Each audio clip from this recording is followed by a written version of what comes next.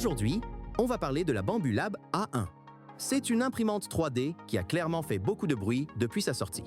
Et pour une bonne raison, elle promet une impression simple, rapide et fiable, même pour les débutants. C'est une imprimante plug and play. Tu la sors du carton, tu la calibres automatiquement et tu peux lancer ta première impression en quelques minutes.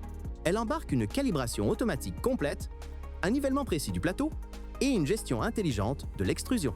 Résultat, moins de ratés, moins de réglages et plus de temps pour créer. Elle est également équipée d'une caméra intégrée permettant de surveiller les impressions via l'application. Tous les réglages sont accessibles depuis l'écran de contrôle. À partir d'ici, on peut régler la température du plateau, de la buse, les ventilateurs et déplacer les axes manuellement. Dans l'onglet Filament, on peut choisir le type et la couleur du filament, gérer l'emplacement et le charger ou le décharger facilement. Il est aussi possible de contrôler l'imprimante depuis un ordinateur, le tout est rendu simple et efficace grâce au logiciel Bamboo Studio. On peut également y connecter un AMS Lite, avec 4 emplacements pour les filaments. Il suffit d'y insérer les filaments prévus à cet effet. Ensuite, le filament est déroulé automatiquement par l'AMS Lite. Il suffit simplement d'indiquer sur l'écran quels filaments ont été insérés. Et si vos bobines sont équipées de puces RFID, l'AMS Lite reconnaît automatiquement le filament et applique les paramètres de la bobine. En résumé, la Bambulab A1 est une imprimante pensée pour la simplicité. Elle offre une très bonne qualité d'impression, une prise en main rapide et des fonctionnalités avancées accessibles même aux débutants. C'est une machine qui permet de se concentrer sur l'essentiel, imprimer, créer et avancer dans ses projets sans passer des heures dans les réglages. Par exemple, pour changer la buse, c'est très simple. On enlève d'abord le cache en plastique, puis le cache noir en silicone, on tire le loquet, on rabat la plaque en inox et il ne reste plus qu'à retirer la buse aimantée. Facile, hein? Nice. Même chose pour les plaques PEI.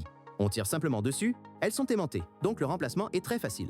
Attention quand même, les plaques peuvent être chaudes, donc pensez à attendre qu'elles refroidissent avant de les manipuler. Reparlons de l'AMS Lite. Celui-ci peut contenir jusqu'à 4 bobines de filament. Il n'est actuellement pas possible de connecter 2 AMS Lite ensemble, même si cela pourrait être envisageable dans le futur. L'AMS Lite n'est pas chauffant, contrairement à certains systèmes concurrents. Les bobines sont donc à l'air libre, ce qui le rend moins adapté aux filaments sensibles à l'humidité. Il n'intègre pas non plus de système de séchage, ce qui peut nécessiter l'utilisation d'une dry box externe pour certains matériaux. En revanche, l'AMS Lite est compact, léger et facile à installer.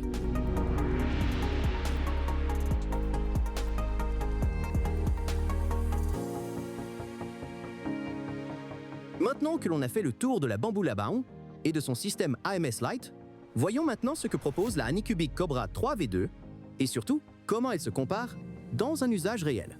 Déjà, la fabrication est un peu moins qualitative, avec des finitions plus basiques, ce qui demande un peu plus de vigilance lors des manipulations. On note également un certain jeu sur les axes, ce qui peut impacter la sensation de rigidité de la machine. Elle est aussi équipée d'un système de nivellement automatique. Le contrôle de la machine se fait aussi directement depuis l'écran, avec la gestion de la buse, du plateau, des axes et des filaments. On peut aussi y choisir la couleur et le type de filament. On peut aussi régler la température et la durée de séchage et l'activer ou le désactiver. Anycubic a aussi son propre logiciel, très proche de Bamboo Studio, puisqu'ils utilisent la même base. Je reviendrai plus en détail sur le logiciel dans une prochaine vidéo. Pour l'instant, parlons de l'Ace Pro 2, le concurrent direct de l'AMS de Bambulab. L'Ace Pro 2 peut contenir jusqu'à 4 bobines de filament. Il est équipé d'un système de séchage intégré avec un réglage de la température et de la durée. Contrairement à l'AMS Lite, l'Ace Pro 2 dispose d'un caisson fermé, ce qui permet de mieux protéger les filaments de l'humidité. Cela le rend plus adapté aux filaments techniques ou sensibles à l'humidité, comme le nylon ou certains TPU. En revanche, ce système est plus encombrant et un peu plus complexe, mais il apporte un vrai confort pour ceux qui veulent imprimer plusieurs matériaux. Il faut toutefois faire attention lors de l'insertion du filament. S'il n'est pas bien droit dans le tube, il aura tendance à se déboîter ou à sortir. Le branchement se fait directement de l'imprimante vers l'Ace Pro. Il est également possible de connecter 2 Ace Pro, ce qui permet d'imprimer jusqu'à 8 couleurs. Le bémol, c'est qu'il y a 2 alimentations séparées, une pour l'imprimante et une autre pour l'Ace Pro. On dispose également d'une caméra en 720p. Les plaques PEI sont aimantées, donc très faciles à remplacer. Autre point à noter, le changement de buse est plus délicat que sur la Bambulab et demande un peu plus de manipulation et de précaution. Pour retirer la buse, il faut débrancher 2 câbles, donc attention à ne pas tirer dessus trop fort.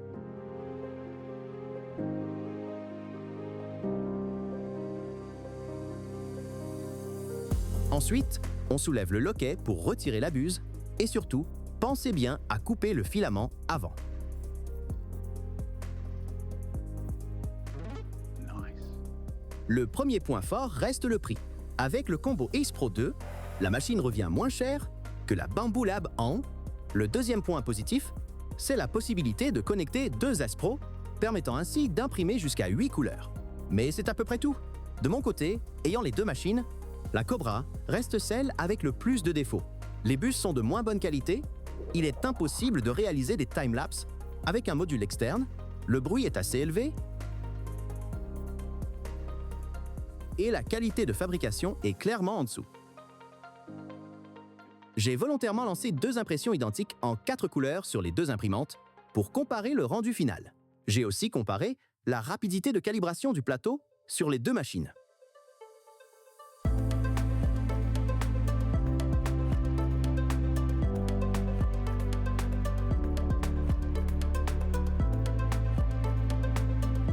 Sans même chronométrer, on distingue clairement laquelle des 2 machines est la plus rapide.